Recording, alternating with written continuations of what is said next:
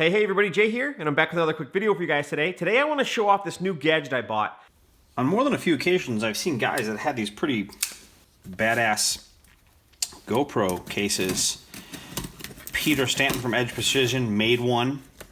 And then on Instagram, or now maybe it was YouTube, it was Hyrudin had made one. And he did a really nice job, and he finally cracked down and decided to sell them. And so my buddy Andy on the Haas Facebook group was like, text me, he's like, hey, you better get in on this because who knows how many he'll make. And this is it.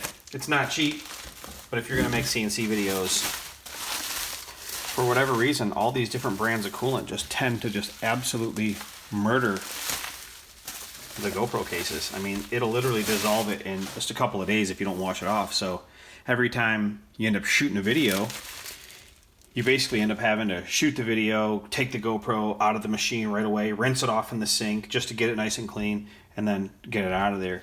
I really wanted something that could be magnetic, or that I could even do like a permanent mount and just kind of leave the whole setup and rig in the machine, and then take the camera in and out of the rig itself if possible. So that's what this is all about. So let me zoom in and we'll take it apart together.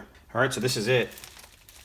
I'm just using my phone to video this. Hopefully it's nice and clear. Look, it doesn't look too bad from where I'm standing. So it's got a few different pieces, and this thing has a built-in air knife, which is really slick. So yeah, so this is the actual case itself, and you can see it's got a beautiful machine finish on it. And then it's got an air knife that actually blows the coolant across this lens. Man, he did a really nice job on this thing. This is, yeah, I'm pumped. I wish I had the camera here. It's back at the shop. I've got a couple of them. Here's the valving and all that stuff for connecting it up.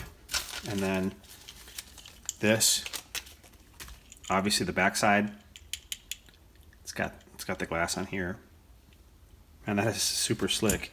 And then all the O-rings and stuff like that. So when I get some time, I'll get this thing together. And it looks like maybe these are some shims or something. I don't know. It didn't come with any instructions. I'll have to watch the video that he made on this stuff. So anyways, I just thought I'd show you guys what we're up to. This thing is pretty slick. I think it was like 200 bucks, and it's not cheap. But if you're making YouTube videos consistently, over time it will pay you back. And so, oh, that's cool. Got a little flax or something in there. Slick. All right. All right, that's it. Just thought we'd take this thing out of the case, take this thing out of the package real quick. As soon as I get this thing up and in the machine, I'll report back and let you guys know how it's going. I never thought that I would include as much CNC machining as I do on this channel. I just created this channel just to make videos about topics that I love, because I'm a nerd at heart, right?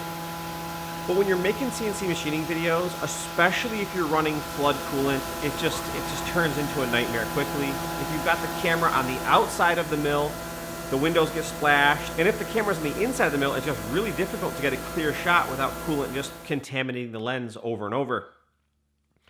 Now, there have been a few guys that have tried kind of remedying this problem. Peter Stanton over at Edge Precision built his own super custom GoPro case with an air knife. Most recently, Av, the huge YouTuber with over 1 million subs, created his own high-level kind of like a prototype GoPro case using a spinning lens or spinning disc that goes directly in front of the lens, which will then fling off all the coolant. And Av's kind of contention is just basically the boundary layer that resides on the lens when you're using an air knife doesn't always allow, a blast of air to evacuate coolant off the lens. And, I'm no physicist, but it makes a lot of sense, and I am familiar with some of those concepts. But the guys over at Luna CNC created this super cool billet aluminum GoPro housing. It's anodized black. This is the newest generation of it, and it's pretty slick. You guys can see here, it's got a really nice finish on it. This is not something made by a multi-million-dollar company. This is a guy that's just making a cool gadget, and it's not cheap. It's about 200 bucks. I paid for it straight out, but it's really, really a nice piece of kit. It comes with a pretty slick little disconnect fitting, and what's cool about this little disconnect fitting is that when it comes out of the fitting on the camera, it kind of pushes in and then snaps into the latch. Then you just push the latch and it snaps back out. But when you come out, it doesn't leak air. So there's some type of a check valve built right into it.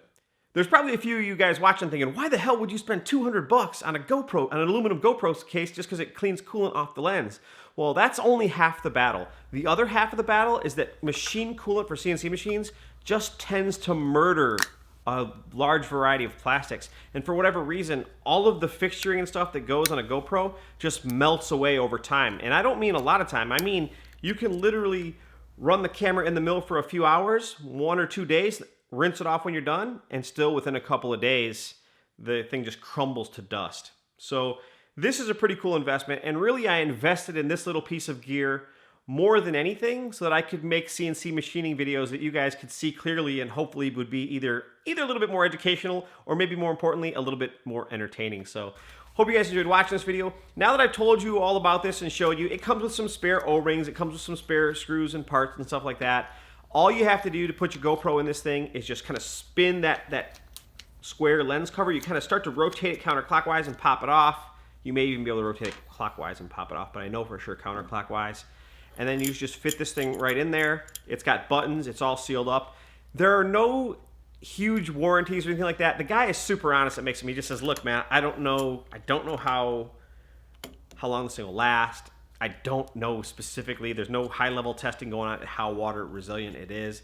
It's just one guy that dreamed up a cool gadget, machined it, anodized it, and let a few of us buy it for a couple $100. So if you're interested in doing some CNC machining and you are sick of melting down plastic GoPro cases, it's worth checking out.